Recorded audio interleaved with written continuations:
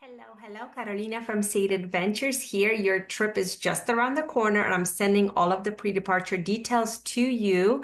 And I just wanted to go through the itinerary one more time so that you kind of remind yourself of all the logistics, maybe jot down any last minute questions. So let me share my screen. And this is the PDF that I have sent you in your email. So let me know if you have any questions at all. But this kind of gives you all the details that you will need for your trip. So the rosters up here. This is what we use to make all the reservations. And while you're traveling, you have our contact details. Of course, I am always available on WhatsApp. So send me a text, send me a WhatsApp if you need anything, if you have any questions. We're more than happy to help. And of course, locally, we have our team in Peru and our team in Argentina in both places that you're going to be visiting. So if you need anything like reservations or things like that, of course, we can help with that as well. Requirements, of course, your passports, but as of tomorrow, Brazil is going to be requiring a visa to enter. So, when you have that one half day tour of the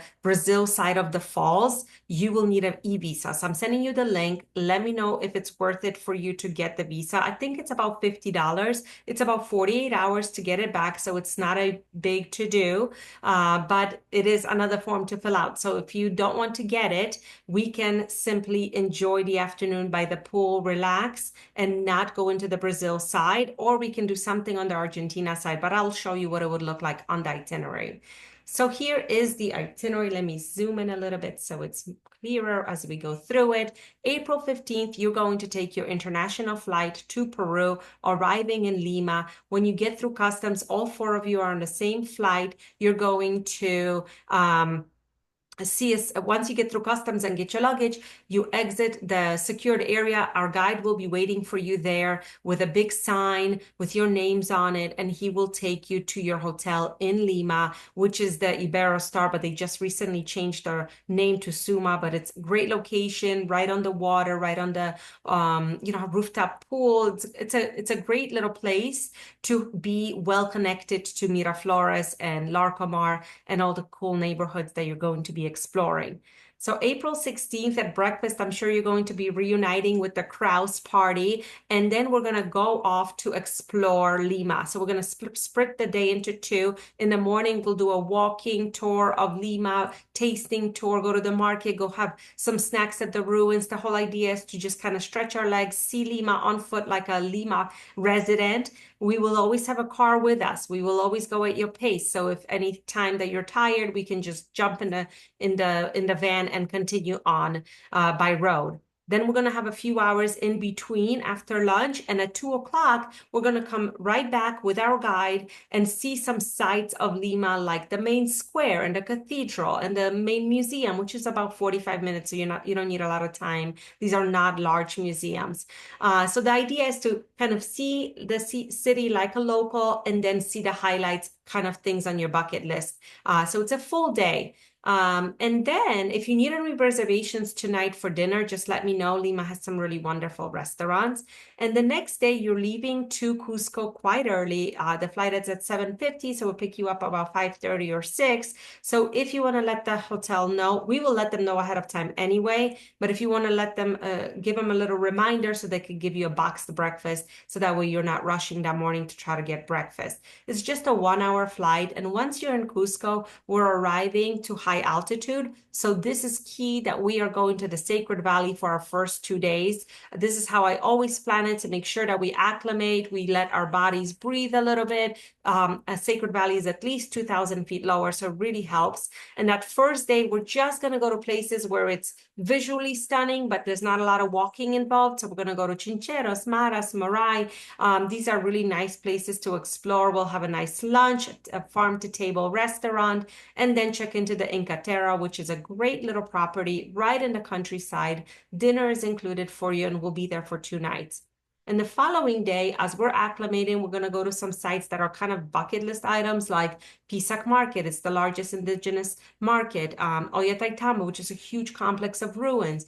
We'll have a traditional Pachamanca lunch and then go back to the hotel and rest and prepare for Machu Picchu the next morning. Dinner is at the hotel. So you always have your BLD. That's the meals that are included. The next day, we're going to Machu Picchu, and this is the day when we are splitting away from our luggage. So our main luggage, like the large suitcases that you might have, that will be packed away, and our driver will take them that morning back to Cusco, and you will just bring your overnight bag, so maybe your carry-on or a backpack, just with whatever you need for Machu Picchu. And so we will take you to the train. We will bring you to Machu Picchu. We'll have a tour of the ruins. We'll have lunch there, and then you'll check into your one night hotel in Machu Picchu and have dinner there. The whole reason we're staying in Machu Picchu for the night is so that we can have that morning return to the ruins, so that we can do some hiking. And so included, you have the 7 a.m. entry to the Huayna Picchu Peak. And I explained that to Barbara. This is really a beautiful hike, but it is steep, it's strenuous. Not everybody gets to the top. If they don't want to, you can turn around at any time. You can take your time and go at your pace. It took me, I just did it a few months ago, and it took me about an hour and a half up, 40 minutes down. So it's all stairs, all up, then all down. Beautiful views from even the middle point. So you never have to feel like you have to go all the way to the top. You can turn around at any time, and your guide will be with you the whole time. So if anyone decides, hey, I'm not going up, then there's a beautiful lawn area where people just sit out under a beautiful tree in the ruins themselves and kind of hang out. I have split with my family as well when we did this. So the guide will explain all of this to you. And as a reminder, the guide will always tell you what's happening tomorrow. So you're always prepared. So you never have to feel like you have to remember the itinerary. And then after lunch that day, we're going to head back to Cusco, which is the train from Machu Picchu back to Ollantaytambo in the Sacred Valley. And then our car will be waiting for you to take you all the way to Cusco. And the reason for that, just backstory, is that that train does go all the way to Cusco, but that train track is terrible near the city, so it goes very slowly. So it's actually faster to get in the car and drive the rest of the way. April 21st, we're going to let you sleep in because you've been waking up early. You've been hiking pretty much every day. So at noon, we'll meet you and show you the highlights of Cusco, which is a great walking city, beautiful cobblestone city. And that night, we're going to do a Cusco cocktail experience for you. And I figure by now, we've been in high altitude for a good 4 days. You're fully acclimated, so you can enjoy some nightlife. And then the following morning, we say goodbye to Peru. And on April 22nd, we're flying to Argentina. So it's sort of a travel day. You're going from Cusco to Santiago, change planes in Santiago, and continue to Buenos Aires, arrive in the evening and go to your hotel, which is a wonderful property called the Faena. Such a fun place. So colorful, has the best tango show in town, and we're going to be there for a few nights. So the first day is arrival. The second day, we're going to see the city from the south area, the colorful Puerto Madero area, have a nice lunch inside the San Telmo market. This is what Argentina, what Buenos Aires kind of comes to mind, very colorful parts of the city. And then the following day, we're going to focus on the north side. So this is the sophisticated Palermo, Recoleta, the main square, the famous cemetery. We'll have lunch in a traditional bodegon, and we'll have that dinner tango show right inside your hotel. So it's really lovely because you don't have to go anywhere. You can just refresh and then walk downstairs and have your tango show right in your hotel, which is the #1 tango show in Argentina. And on April 25th, we fly to Iguazu Falls. It's a 2-hour flight, less than 2 hours. So when you arrive in Iguazu Falls, we're going to take you to the hotel. And here is the afternoon when we have the option to cross to the Brazil side and see the falls from the Brazilian side, if you get your visa. If you don't get your visa, then we can just hang out by the pool here and relax, or do something on the Argentina side. So you let me know within the next 10 days if you decide to do it or not, and we can tweak this day for you. Because the big park, the big tour of Iguazu Falls is on April 26th, which is the Argentina side, which is, the boat ride, the catwalks, the Devil's Throat. All of that is on April 26th. You're not missing any of that if you don't get your visa. To get the visa to Brazil, you're getting that to get that panoramic view of all the falls at once. So I suggested it's definitely worth it. How often are you in Iguazu Falls? Just get the visa, and maybe next year we can plan a big Brazil tour and you can use your visa again.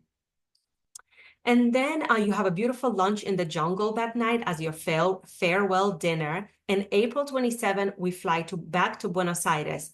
And our services end. We don't have a hotel for you that day because you have told me you've booked the Palacio do How with your points. Jolene and Byron, please let me know if that's the same case for you, or if you do need me to help you arrange something for that night, because I do notice that your flight home is on April 28th. But we leave Iguazu on April 27th, get you back to Buenos Aires. And then I arranged a car. I added this complimentary for you to take you to the hotel and take you to the airport the following morning. But if something needs to be arranged for accommodations, please let me know, and I am more than happy to help. And then below that, you will have some pre-departure information that will help you plan for the trip, like packing list, what currency to plan for. Don't bring currency from home. Change it in Peru, change it in Argentina. Use American dollars. Just bring crisp bills, small bills. That really works much better than trying to bring currency from home. Electricity, don't bring your hair dryer. It will burn unless you have a special converter. These are the plugs, so you want to get your adapters for those. And then some more details here for you, like tipping, suggestions for us, and how to plan. I will stop sharing here. Please go through it and let me know if you have any questions. I'm here to help. And Jolene, I know we will be chatting on the phone as well, so I look forward to that. I will give you a ring tomorrow morning. And happy travels, everyone.